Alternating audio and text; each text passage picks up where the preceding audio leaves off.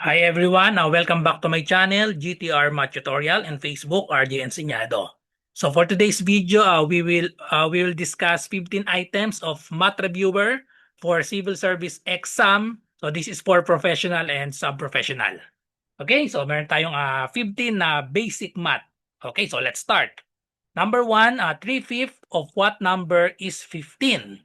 Okay, so to answer this type of problem, all we have to do is translate this word by word into mathematical equation. Okay, so let's do this. So we have, okay, so let's do this. So we have 3/5. So just copy 3/5. And then of means multiplication. So 3/5 of means multiplication.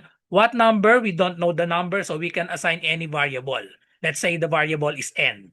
Okay? Is means equal sign. And then we have 15. Now just solve the value of n. Okay, so to solve the value of n, we need to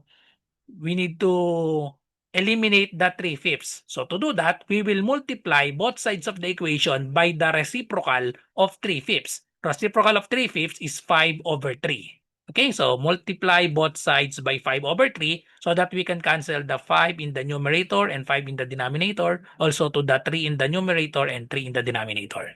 So we have n in the left side, and then for the right side, just multiply this, or we can divide first. 15 divided by 3, that is equal to 5. And then multiply 5 times 5, that is equal to 25. So the correct answer is letter D, 25. Next number. So the lowest term fraction of 54/8 is blank. So all we have to do is reduce this to lowest term, and then at the same time change to mixed number. So we have mixed number in all our choices. Okay? So to change to mixed number, all we have to do is divide. So 54 divided by 8. So 54 divided by 8, that is equal to 6. 6 times 8, we have 48. And then subtract 54 minus 48, that is equal to 6. So therefore, 54/8 is equal to the quotient 6, and then the remainder, we have 6 over the divisor 8.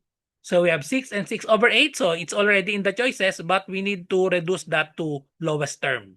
So 6/8, we can divide both by 2. So divide both by 2, the final answer is, just copy the whole number 6. 6 divided by 2, we have 3, and then 8 divided by 2 is 4. So the final answer is 6 3/4, letter C. Next, number 3. 4/5 is blank 5/8.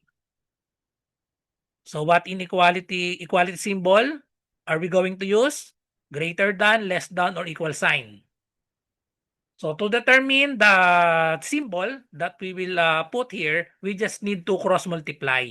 Okay, so 4/5 blank 5/8. So just multiply this. 4 times 8, that is equal to 32.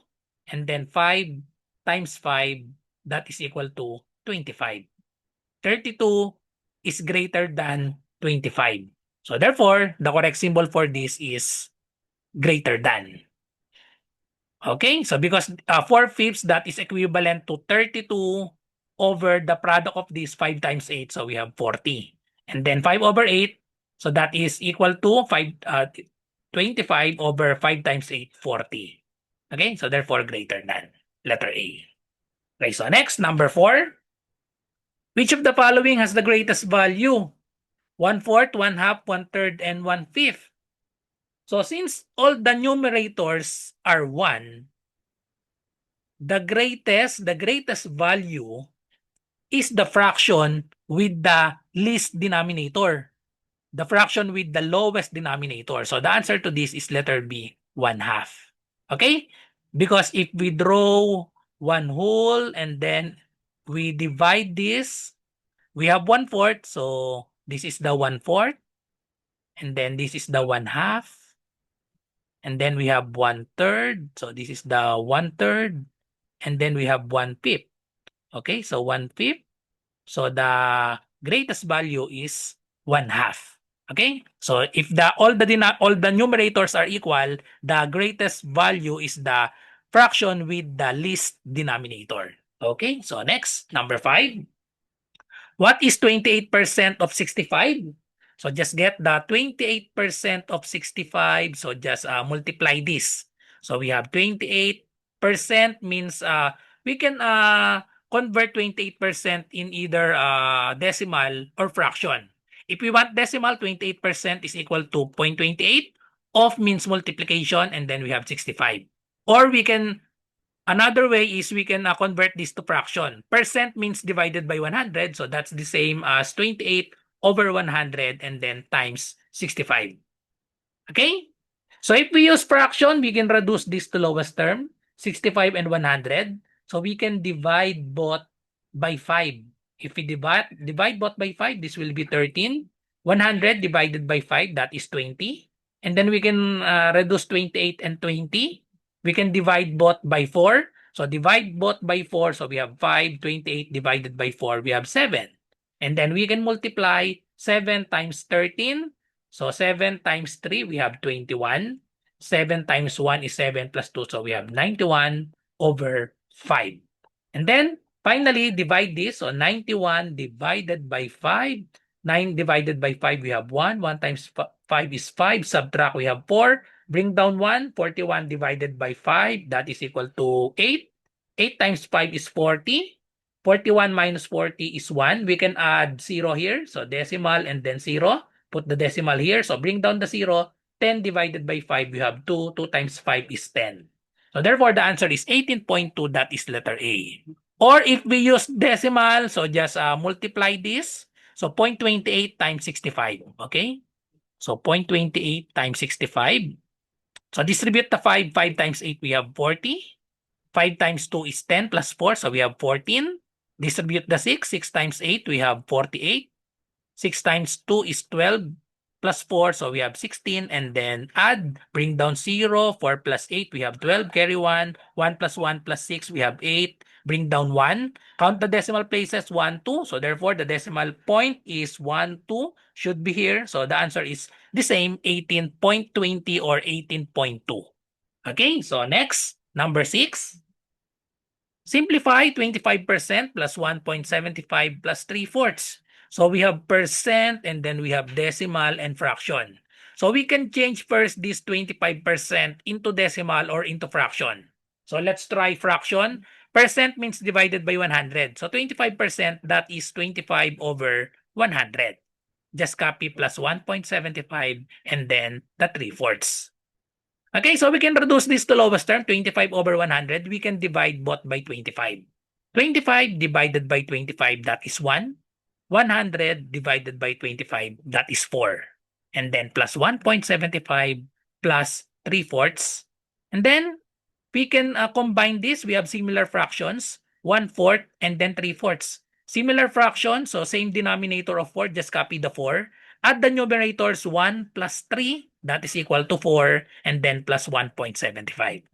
Then 4 over 4, 4 divided by 4, that is 1, plus 1.75. So therefore, the answer is 1 plus 1.75 is 2.75. The correct answer is letter B. Next, number 7. Find the sum and product of the roots of 2x squared plus 6x plus 10. So we have shortcut for this. Sum and product. Sum and product of the roots. We have two ways to solve this. We can get the roots of this 2x squared plus 6x plus 10 equate to 0 and solve the value of x. But we have shortcut formula. The formula for sum is negative b over a. And then for the product, the formula, product of the roots and sum of the roots, so we have c over a. So that is the shortcut. So a is the coefficient of x squared. So therefore, a is the equal to coefficient of x squared, we have 2. B is the coefficient of x, so we have 6. And then c is the constant, so we have 10. So therefore, the sum of the roots is negative b over a. So we have negative, make this negative, so we have negative 6 over a, we have 2. Negative 6 over 2, that is equal to negative 3. So this is the sum, negative 3. And then the product, we have c over a. The value of c is 10. And then divide by a is 2. So 10 divided by 2 is 5. So therefore, the answer is sum and product. So sum is negative 3 and 5. So therefore, the correct answer is letter A, 3, negative 3 and 5. Okay, let's verify if we got the correct answer, sum and product. So let's erase this. If we get the roots of this, so we have 2x squared plus 6x plus 10. If we want to get the root, so just equate this to 0 and then solve the value of x. So let's just verify if we get the same answer of negative 3 and 5. So we can divide all by 2 since all are even. So divide both by 2, both sides by 2. So 2 divided by 2. So we have x squared plus 6 divided by 2. So we have 3x plus 10 divided by 2. We have 5 equals 0. Okay? So now, this is not factorable. So this is not factorable. We can use quadratic formula for this. So if we use quadratic formula, so we have quadratic formula negative b plus or minus square root of b squared minus 4ac all over 2a. So the answer to this is not is irrational. So we have irrational. So it's better if we just use the shortcut negative b over a and then c over a. So let's just prove. So we have negative b. So again, b is 6. So we have negative b. So we have negative 6 plus or minus square root of b squared. So we have b is 6. So we have 6 squared minus 4. The value of a is 2. So we have 2. And then the value of c is 10. Okay? All over 2 times the value of a, we have 2. Okay, so therefore we have negative 6 plus or minus square root of, this is 36, minus 4 times 2 times 10. So 4 times 2 is 8 times 10. So we have 80. So we have imaginary 36 minus 80. So that is equal to 36 minus 80. So that is 44. So we have negative 6 plus or minus square root of negative 44 over 4. So we have imaginary number. So again, it's better if we use the formula, the shortcut. Because ayan, so this is our answer. If we have two roots here, x sub 1 is equal to negative 6, the positive, plus square root of 44. So we have square root of 44. The negative is the imaginary I over 4. And then the x sub 2 is equal to negative 6 minus square root of 44 I over 4. So if we add this, so we can cancel out the square root of 44 I over 4. So we have negative 6 over 4 plus negative 6 over 4. That will be negative 12 over 4. And that is equal to negative 3, which is the same with this. Okay? So if we add that. Okay, so because this will be over 4 and then over 4. And then we have over 4 here and then over 4 here. So if we add this will cancel out. And then just add this negative 6 over 4 plus negative 6 over 4. That is equal to negative 3. So we can verify if we multiply, we will get the answer of 5. If we multiply this, we will just use FOIL method.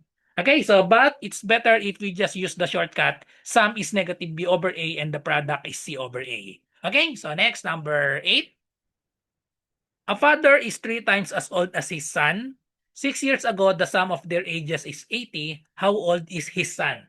Okay, so let's make a table for this. A father is 3 times as old as his son.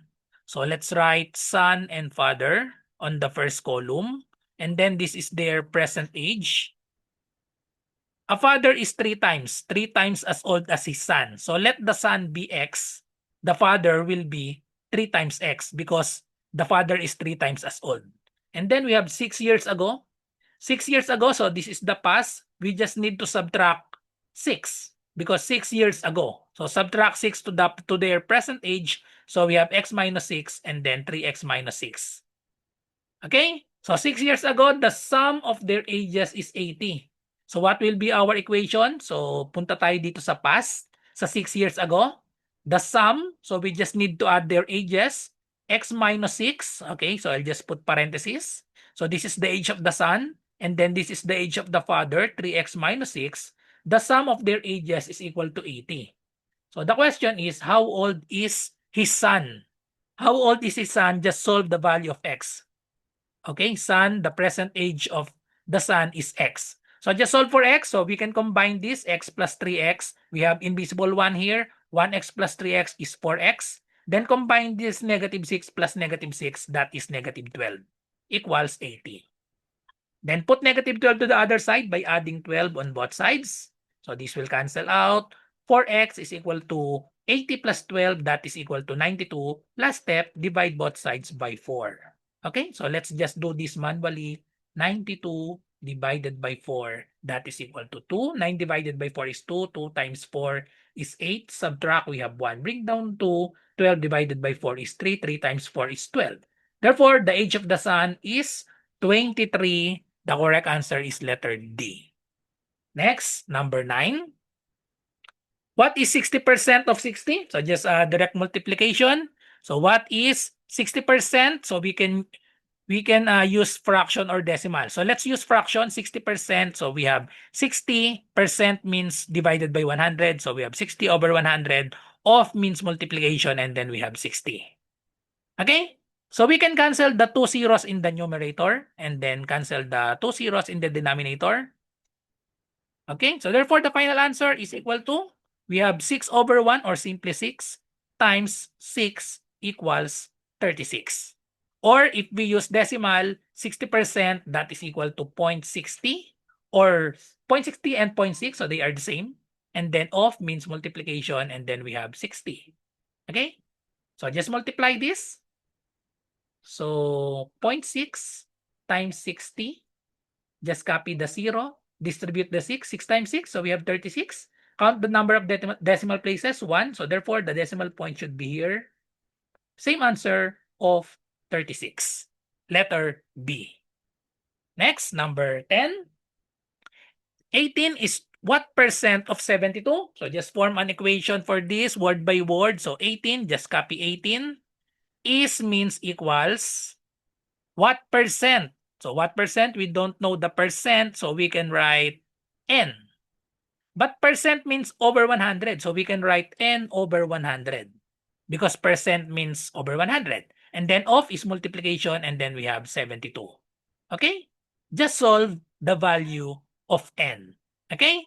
So to solve the value of n, all we have to do is multiply both sides by 72 or reciprocal of this. So multiply both sides by 100 over 72. Okay?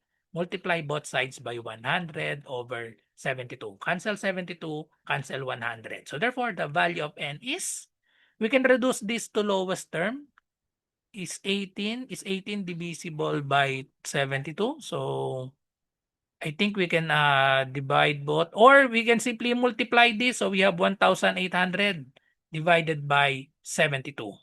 And then just divide this. So we have 1,800 divided by 72. Look at the choices, 25, 30, 36. So this should be 3.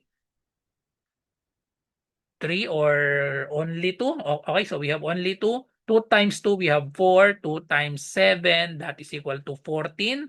Subtract, so we have, this will be 10, and then this will be 7. So we have 7 minus 4 is 3. 10 minus 4, we have 6. Bring down 0. 360 divided by 72, that is equal to 5. 5 times 2, we have 10. 5 times 7, 35 plus 1, we have 36. Okay? So therefore, the correct answer is 25%, letter A.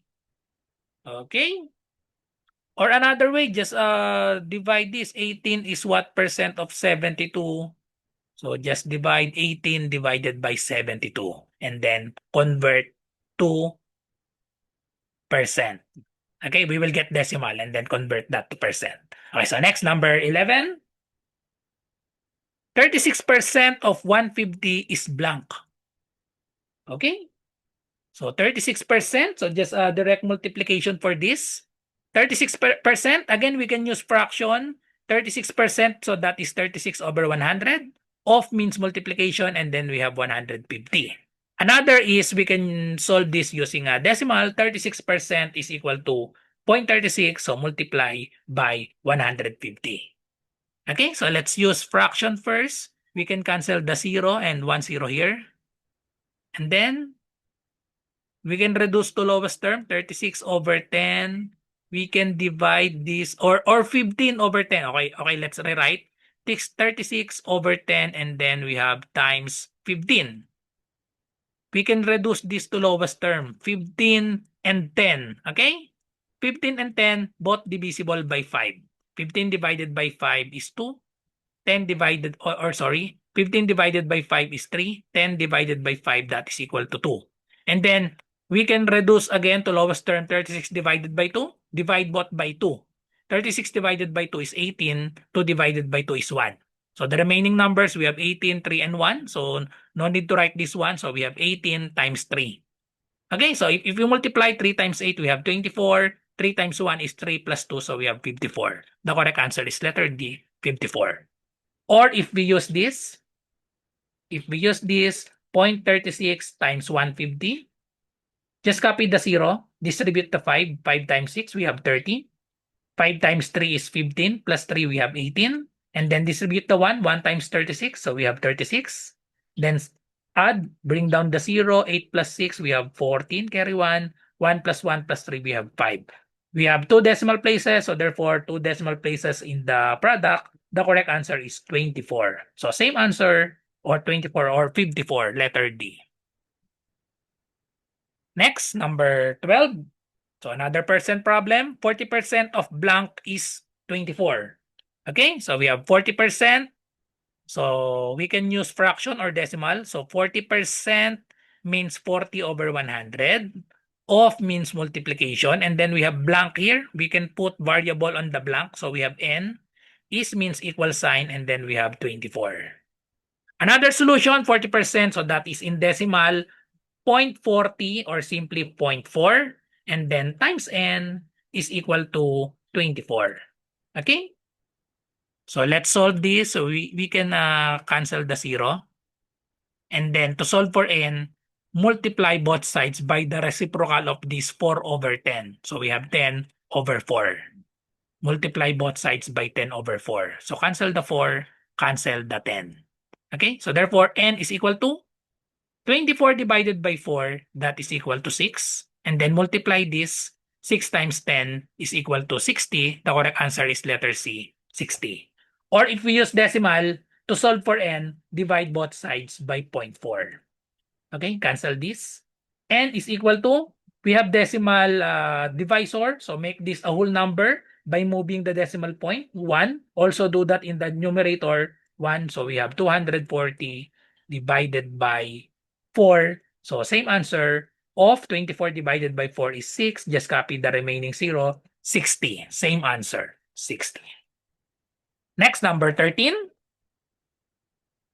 Percent problem. Kiko got 40% of the votes as a campus vice president.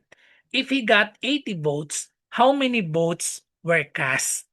Okay? So Kiko got 40%. And then, if he got 80 votes, so that means the 80 votes that Kiko received, that is 40% of the total. So the question is, how many votes were cast? Okay? So let X be the total votes. So we have 40% of the votes. So let's say the variable, or let's put N. 40% of that total is equal to 80 votes. Okay? So just solve the value of N. 40%, so we can use decimal or fraction. So let's use fraction. 40% is 40 over 100 times N equals 80. To solve for n, just multiply both sides by the reciprocal of 40 over 100. That is 100 over 40. Okay? 100 over 40. So cancel 40, cancel 100. We have n is equal to, cancel the 80 divided by 40. So 80 divided by 40, that is equal to 2. And then multiply this 2 times 100 is 200. Therefore, the correct answer is letter D, 200. Number 14, Gia earns 5,000 in 20 days. How much will she earn in 30 days? So this is a direct variation. So let's put in table to analyze if it is direct or inverse. Gia earns 5,000. So this is the earnings, 5,000 pesos in 20 days. So D for days. So 5,000 pesos for 20 days. The question is, how much will she earn in 30 days? So this is 30 days. How much will she earn? So we will put variable here. Let's say letter N. Okay? So this is direct variation since as the number of days increases, of course, the earnings will also increase. So therefore, this is a direct variation. So just set up the proportion. So we have 5,000. 5,000 over 20 is equal to n over 30. So solve for n, multiply both sides by 30. Okay, so to solve for n, to isolate the n, just multiply both sides by 30. Okay, or put 30 here or multiply both sides by 30. Okay, multiply both sides by 30. So cancel the 30. We have n equals, so simplify this. We can cancel the 0 here and then the 0 here. Okay, and then we can divide this. So we have 3 times 5,000 divided by 2. That is equal to 2,500. And then 2,500 multiplied by 3, the correct answer is 7,500. So therefore, how much will she earn in 30 days? So we have 7,500, letter C. Last number, number 15. At the price of 5 oranges for 20 pesos, how much will 12 oranges cost? So again, this is a direct variation. So at the price, so I'll put peso sign, 5 oranges. So oranges. 5 oranges cost 20 pesos. So the question is, how much will 12 oranges cost? 12 oranges cost. So let's put variable here. Let's say n. So again, this is a direct variation because as the number of oranges increases from 5 to 12, of course, the amount, if the oranges increases, the amount will also increase.